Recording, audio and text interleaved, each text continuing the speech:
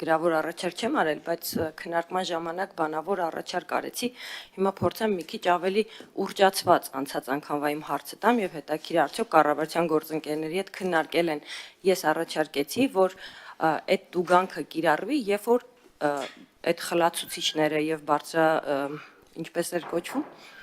ուժեղացված բարձրացուցիչները օգտագործվում են, ասում եմ, մի քիչ ուռճացված օրինակ բերեմ, աշխարհի բոլոր կանայք խոհանոցում ունեն շատ մեծ չափի դանակներ, որը մարդու կյանքի եւ առողջության ուղիղ սպառնալիք է, բայց մենք օրենք չենք ընդունում խոհանոցով եւ խլել կանանցից եւ խոհանոցում աշխատող տղամարդկանցից բոլոր դանակները։ Մարդը ես օրինակը բերեցի, ասեցի ունի, երբեք չի միացնում։ Դուրս է գալի, քաղաքից դուրս, գնում է ինչ-որ մի տեղ, որտեղ ժամանակ են անցկացնում, օգտագործում է դա։ Քաղաքում երբեք չի միացնում մարդը։ Ինչ իրավունքով ենք մարդու սեփականությունը առգրավում։ Ինձ հետաքրքիր է դա քննարկելի է, արդյոք դա օրինաչափ է, եթե մարդը երբեք դա չի կիրառում հանգիստ երաժշտություն լսում, ինչ ենք առգրավում իր սեփականությունը։ Շնորհակալ եմ, քննարկել ենք դա թե չէ։ Չէ, ես ասեմ, շատ լեգիտիմ հարց է, փոխնախարարը Տիկին Պողոսյանի կողքն է արտադատության, բայց դուք պետք է պատասխանեք, օրենքի հեղինակը դուք եք, խնդրեմ։ Տիկին Պողոսյան, իհարկե հարցը լեգիտիմ հարց է, ճիշտ հարց է։ Դանակի մասով առավել ևս։ Տեսեք, երբ որ մեր տվյալ օրենքի հետ կապված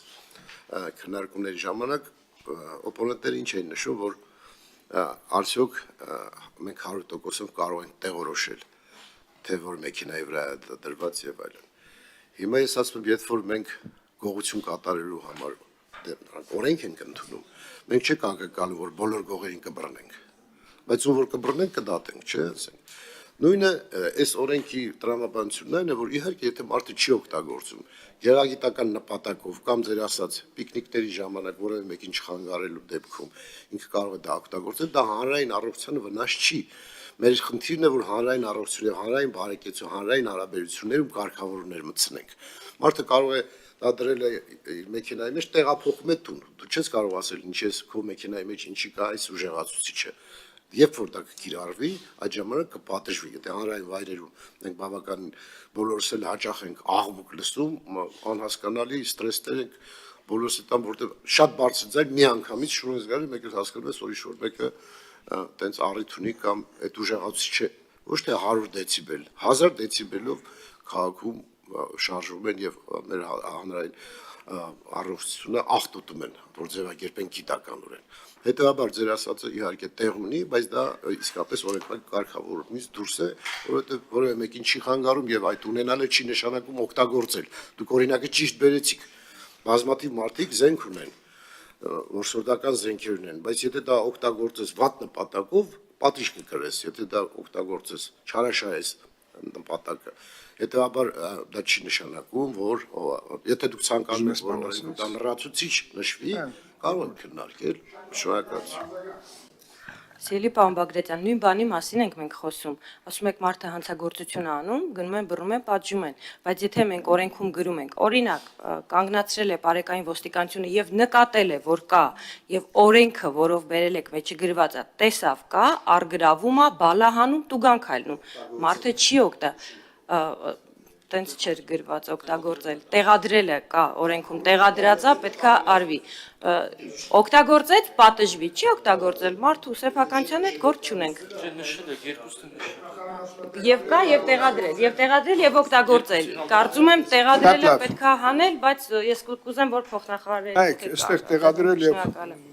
Պարոն Մկրտչյան, կարծում եմ միա ձեր կարծիքն էլ արժի լսել։ Շնորհակալություն, տեսեք, իրականում բարձր երաժշտություն կարելի է ստանալ նաև առանց տեղադրելու կամ սա այլ կարգավորումներով կարծես թե կարգավորված է լրության կանոնները խախտելու։ Այդտեղ խոսքը գնում է ստանդարտին չհամապատասխանող նման սարքավորումներ տեղադրելը, որը ըստ էության դիտարկվում է նաև ճանապարհային երթևեկության, անվտանգությանը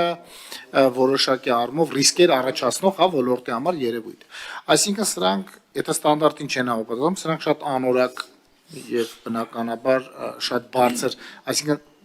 սահմանվածից բարձր աղմուկ հանող առարկաներ են եւ սրանց մասն է խոսքը գնում։ Եթե դրանք ստանդարտին համապատասխանում են ըստ էության որակյալ նորմալ ապրանքի մասն է խոսքը գնում, դա կարա տեղադրվի։ Իսկ այս բարգան խոսք գնում է այդպիսի տեղադրել, այսինքն տրանսպորտային միջոցը ստանդարտին չհամապատասխանող առարկայով վերասարքավորելը կամ այդպիսի առարկան արդեն տրանսպորտային միջոցի մեջ տեղադրված վիճակում դա օգտագործելը, որը առաջացնում է վարչական իրավախախտում։ Սրա մասն է խոսքը գնում եւ մենք կարծես թե բոլորս ընդհանուր առմամբ գիտենք ինչի մասն է, էլի խոսքը գնում։ Այն նորմալ տրանսպորտային միջոցում ստանդարտացված իր վարձախոսային եւ մնացած համակարգերի մասին խոսքը այս բaragam չի։ Շատ լավ, ոնց որ թե Եթե հարցի կարողացա նաեւ իմ տեսանկյունը բացատրել։